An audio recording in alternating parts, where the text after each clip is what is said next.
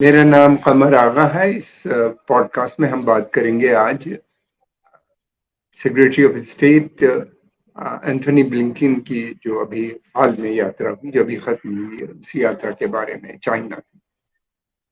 China के साथ उनकी लगभग 8-10 घंटे बातचीत रही वहाँ के ऑफिसर्स के साथ। मगर बहुत से मेजर इश्यूज पे कोई ब्रेक थ्रू नहीं हो पाया, यानी वो वैसे के वैसे ही बने हुए हैं। अब उम्मीद की जाती है कि कुछ समय के बाद जब G20 की मीटिंग दिल्ली में होगी तो उसमें प्रेसिडेंट जी जिनपिंग और चाइना के और उसके साथ साथ अमेरिकन प्रेसिडेंट जो बाइडेन भी दिल्ली में मौजूद होंगे। तो उम्मीद की जाती है कि यहाँ दोनों की कोई एक बायलैटरल मीटिंग होगी या आपस में बातचीत होगी, ताकि कुछ मसलों पे मेजर जो इश्यूज थे वो वही हैं जो काफी समय से चला आ रहा है। ताइवान सबसे सरे फेरिस्त था। ताइवान के टेंशन को लेके चाइना ने साफ कह दिया कि वो उनका कोर इशू है, उसके ऊपर वो कोई कंप्रोमाइज नहीं करेंगे। उनका मानना यह है कि ये ब्रेकअवे प्रोविंस है जो इस समय सेल्फ गवर्न है। अमेरिका उसको खुल के सपोर्ट दे रहा है और वन चाइना पॉलिसी पे वो विश्वास रखते हैं, और उनका ये भी कहना है कि एक दिन ताइवान को चाइना के साथ जुड़ना है। लेकिन वो साथ में ये भी कहते हैं कि हम जंग के माध्यम से नहीं जोड़ना चाहते। लेकिन पिछले कुछ समय में जिस तरीके से वहां पे चाइना ने मिलिट्री बिल्डअप किया था, वो एक चिंता का विषय था अंतर्राष्ट्रीय समुदाय के लिए। इसलिए कि ये जो स्ट्रेट है, ताइवान स्ट्रेट, ये इम्पोर्टेंट है। और फिर वो पूरा इंडो पैसिफिक का जो क्षेत्र है वहां पे जहाँ से ट्रिलियंस ऑफ डॉलर का ट्रेड रूट है, जिससे जहाज रानी यानी शिपिंग के माध्यम से ट्रेड होता है। तेल, गैस और दूसरी चीजें सब अमेरिका और साउथ ईस्ट एशियन कंट्रीज को इंडियन ओशन से होती भी जाती हैं। इस तरह से ये बहुत इंपॉर्टेंट हो जाता है सारी दुनिया के लिए। लेकिन चाइना का जो जोर जबरदस्ती है उससे सभी परेशान है। ताइवान एक सेल्फ गवर्न स्टेट है, मगर ताइवान जो है वो काफी हद तक उसके अपने को वो बिल्कुल कल्चरली और फिर उसके बाद जो पॉलिटिकल वहां पे सिस्टम है वो चाइना से उनका मेल नहीं खाता। कल्चरल डिफरेंसेस भी बहुत हो गए। ये वहाँ की सोसाइटी काफी हद तक यूरोपियनाइज्ड हो चुकी है, वेस्टर्नाइज्ड सोसाइटी जिसे कहते हैं वो लोग हैं। और उनके स्टैंडर्ड ऑफ लिविंग भी बहुत हाई है। पूरी तरह से वहाँ पे आज़ादी है, डेमोक्रेसी है, रूल ऑफ लॉ है। तो ताइवान में जैसा कि हमने देखा पहले हांगकांग में था। और वहाँ के लोग डरते हैं कि अगर चाइना से उनका मर्जर होता है तो फिर उसके बाद चाइनीज कम्युनिस्ट पार्टी का वहाँ पे अथॉरिटेरियन रूल आ जाएगा, जैसे कि अब ताइवान में आ रहा है। ये एक बड़ी चिंता है लोगों को। अमेरिका इसको खुल के उनकी सपोर्ट समर्थन करता है। दूसरी तरफ ये भी है कि चाइना किसी भी किस्म का वहां पे अमेरिकन हस्तक्षेप नहीं चाहता है। चाइना अमेरिकन भी इस समय चाहते हैं कि टेंशन थोड़ा सा कम हो जाए, जो बहुत पिछले दिनों में हमने देखा बहुत बढ़ गया था। और एक स्टेज तो वो भी आ गई थी कि अमेरिकन वॉरशिप के सामने से चाइनीज बोट निकल गई, बहुत करीब से एक्सीडेंट भी होने का खतरा था। और फिर उसके बाद के दूसरी तरफ ये भी था, चाइनीज बैलून जो अमेरिका पहुंच गए, उसको भी लेके टेंशन बन गया था। तो अब ये है कि कम से कम बातचीत से इतना जरूर हुआ है, मैं समझता हूँ कि टेंशन आने वाले समय में कम होंगे। लेकिन उसके साथ और दूसरे जो इश्यूज थे वो वैसे ही बने हुए हैं, जैसे कि इंडो पैसिफिक का मामला है, जिसमें खासतौर से जो है साउथ चाइना सी, जहाँ पे 7-8 कंट्रीज का इन्वॉल्वमेंट है, जिसके ऊपर चाइना ने अपना क्लेम कर रखा है, जिसको कि अमेरिका, भारत और दूसरे तमाम बड़े देश जो हैं, सभी देश मानते हैं कि इंटरनेशनल वाटर वे है, लेकिन चाइना उसके ऊपर कब्जा करने की कोशिश में है। ये बहुत रिच एरिया है, इसमें नीचे बेसिन में तेल और गैस भी पाया जाता है। दूसरी तरफ ये भी है कि ईस्ट चाइना सी यानी संकाकू आइलैंड जो है, जो जापान के पास है, चाइना उसके ऊपर भी अपना बताता है, उस पर कब्जा करने की बात करता है। फिर उसके अलावा ये है कि इसके खिलाफ कॉर्ड है। कॉर्ड से लेके जो बना है, जिसमें 4 देश हैं, इंडिया, ऑस्ट्रेलिया, जापान और अमेरिका। चाइना को इससे आपत्ति है। चाइना का मानना ये है कि ये उसके विरुद्ध एक साजिश है, उसके खिलाफ ये कॉर्ड बना है, उसके खिलाफ ये इसका इंटरेस्ट है करने के लिए। और ऑकस एक बना है, यानी मिलिट्री अलायंस जो है वहाँ पे ऑस्ट्रेलिया, अमेरिका और यूनाइटेड किंगडम का, इससे भी चाइना को काफी आपत्ति नजर आती है। लेकिन यह है कि अच्छी बात यह है कि बातचीत का दौर इन दोनों देशों में शुरू हो गया, और ये 5 साल में पहली विजिट थी secretary of state Anthony Blinken की चाइना में। तो इस तरह से देखा जाए तो एक अच्छा पॉजिटिव डेवलपमेंट है, उम्मीद है कि ये होगा। दूसरी तरफ ट्रेड का भी मसला है चाइना के साथ। अमेरिका का ट्रेड जो है उनका बहुत बड़ा ट्रेड है, $564 बिलियन का बायलैटरल दो पक्षीय ट्रेड है चाइना और अमेरिका के बीच में। और अगर ये ट्रेड दोनों देशों के लिए बहुत इम्पोर्टेंट है। चाइना के लिए और ज्यादा हो जाता कि चाइना इंपोर्ट वहां एक्सपोर्ट ज्यादा करता है, इंपोर्ट वहां से कम करता है। अमेरिका ने कुछ सख्तियां भी लगा रखी हैं सेमीकंडक्टर को लेके, और सोफिस्टिकेटेड टेक्नोलॉजी जिसका डुअल यूज है वो सब ट्रांसफर नहीं हो रही है सेमीकंडक्टर की वजह से। चाइनीज ऑटो इंडस्ट्री और उनकी दूसरी इंडस्ट्री पर काफी असर पड़ रहा है। ये भी एक मसला था बातचीत करने के लिए, और हम देख रहे हैं कि वो वहाँ पे जो इसके अलावा जो दूसरे इशू बने हुए हैं वो एक है कि किस तरीके से टेंशन को कम किया जाए। कई वजह है। इस समय अमेरिका नहीं चाहता कि बहुत टेंशन हो, उसकी दो वजह है। वो चाहता है कि वो टेंशन पीक पे पहुंच गया, उसको धीरे धीरे कम किया जाए।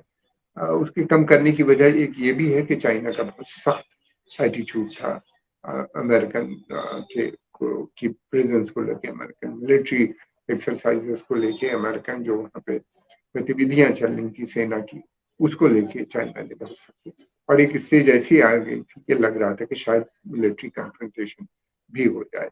मिलिट्री कन्फ्रंटेशन अभी किसी के इंटरेस्ट में नहीं है, हित में नहीं है। अमेरिका भी नहीं चाहेगा और चाइना भी नहीं चाहेगा बिल्कुल कि ये हित हो, इससे कि चाइना का भी बहुत नुकसान होगा। दो बड़ी पावर अगर आपस में लड़ती हैं तो दोनों का बहुत नुकसान होगा। फिर उसके साथ साथ ग्लोबल जो सप्लाई चेन है वो डिस्टर्ब हो जाएगी, इंटरनेशनल ट्रेड डिसरप्ट हो जाएगा। फिर उसके अलावा ये भी है कि पूरी दुनिया की मार्केट पे उसका असर पड़ेगा अगर ऐसा होता है। और इस हालात में, इस समय जबकि ऑलरेडी इकोनॉमी अमेरिका की और यूरोप की काफी कमजोर है, और वहाँ पे ये लोग पूरी तरीके से यूक्रेन वॉर में फंसे हुए हैं, एक तो कारण ये है। दूसरा कारण एक और है बहुत इम्पोर्टेंट, इजराइल बार बार थ्रेट कर रहा है ईरान के ऊपर। उसने कहा है अटैक करने का, वो कह रहा है कि वो अगर अमेरिका या पश्चिमी देश उसका सपोर्ट नहीं करेंगे तब भी वो यूनिलैटरली ईरान के न्यूक्लियर फैसिलिटीज को टारगेट करेगा आने वाले समय। ये अमेरिका, जाहिर सी बात है कि अमेरिका ने उसको सलाह तो दी है कि ऐसा न करे, बातचीत के माध्यम से मसलों का हल होना चाहिए। लेकिन साथ में अमेरिका का मानना ये भी है कि इजराइल को पूरा हक है अपनी सिक्योरिटी को बनाए रखने का, और अगर ऐसा होता है तो अमेरिका खुल के उसके साथ खड़ा हुआ नजर आता है। वो ये भी कहते हैं कि हम उसको पूरी तरीके से सपोर्ट करें। वो दोनों बातें कर रहे हैं अमेरिकन के ऐसा भी। और फिर दूसरी बात ये कि हमने ये देखा कि पिछले कुछ समय में, बल्कि हाल ही में देखा जाए तो अमेरिकन ने अपने एयर पावर जो है वहां पे बढ़ाई है, और के जो मोस्ट सोफिस्टिकेटेड फाइटर बॉम्बर्स हैं उनको डिप्लॉय किया है पर्शियन गल्फ रीजन में। और अमेरिका की फिफ्थ फ्लीट का हेडक्वार्टर भी बहरीन और कतर के अंदर है। कतर में उसके एयरफोर्स बेस है, और बहरीन में उसकी सेना का अड्डा है वहां पे बना हुआ है। तो इस तरह से गतिविधियां पूरे क्षेत्र में बढ़ती हुई रहती हैं। और ये भी एक बहुत फ्लैश पॉइंट है, अगर यहाँ पे होता है तो इससे भी ग्लोबल इकोनॉमी को असर पड़ेगा, क्योंकि ईरान भी अकेला नहीं है।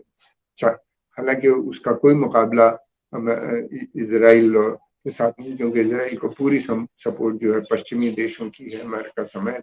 तो ये एक बहुत बड़ा फोर्स बन जाता है। लेकिन उसके पास उसके एलाइज हैं उसको, और जो अकेला नहीं है, चाइना और रशिया की भी सपोर्ट उसे है। हालांकि चाइना और रशिया कोई लड़ने नहीं आएगा, लेकिन ये है कि एक सपोर्ट है यूनाइटेड नेशंस में, क्योंकि दोनों सिक्योरिटी काउंसिल के मेंबर हैं। फिर हमने ये भी देखा है कि ईरान ने अपने चारों तरफ जो है उनके मलेशिया जो ग्रुप्स हैं उनको काफी स्ट्रांग बना रखा है, जो उसके समर्थन में लड़ाई भी लड़ सकते हैं इसराइल के खिलाफ। खासतौर से हिजबुल्लाह शिया मूवमेंट जो है ये बहुत स्ट्रांग है लेबनान के अंदर, शिया मलेशियाज है वहाँ पे, इराक के अंदर, फिर उसके अलावा यमन के अंदर हूती मलेशिया है, सीरिया में भी इनकी मलेशियाज वहाँ पे, और वेपन्स इन्होंने डिप्लॉय ईरानियन ने कर रखा है। तो ये एक भयानक वार होगी। और ईरान ने ये भी कहा है कि अगर उसके ऊपर अटैक होता है तो वो सप्लाई लाइन भी डिस्टर्ब कर सकता है, तेल की सप्लाई को भी डिस्टर्ब कर सकता है, जो गल्फ ऑफ हॉर्मूज से पास होके अमेरिका और यूरोप और इंडिया और तमाम देशों में जाती है।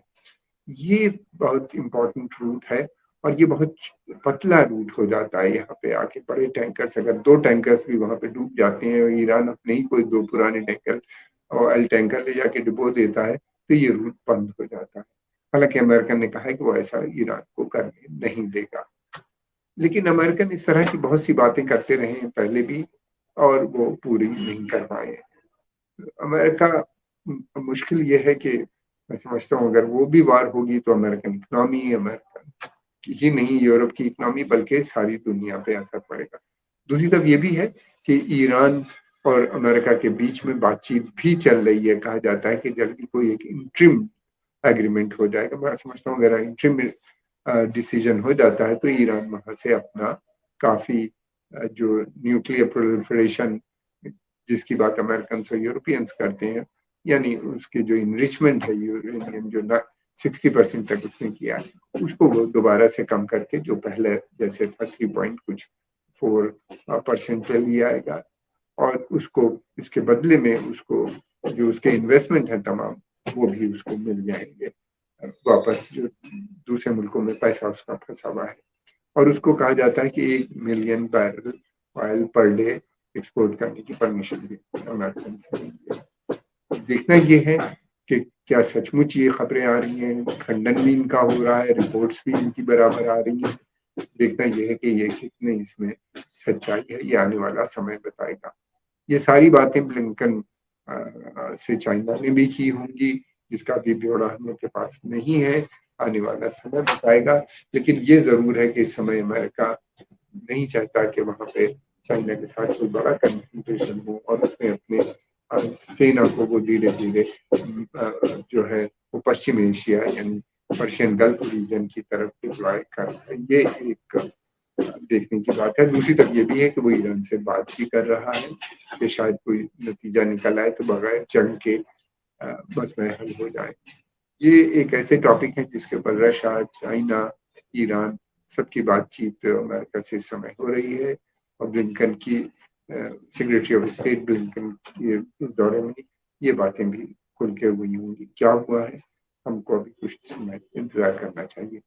आज के इस पॉडकास्ट में हम इतनी ही बात करेंगे, और आने वाले समय में अगली पॉडकास्ट में हम एक नए इशू पे आपसे दोबारा बात करेंगे। हमें उम्मीद है कि आपको ये पॉडकास्ट पसंद आया होगा, और हम आपके बहुत आभारी भी हैं कि आपने समय निकाल के इसको देखा।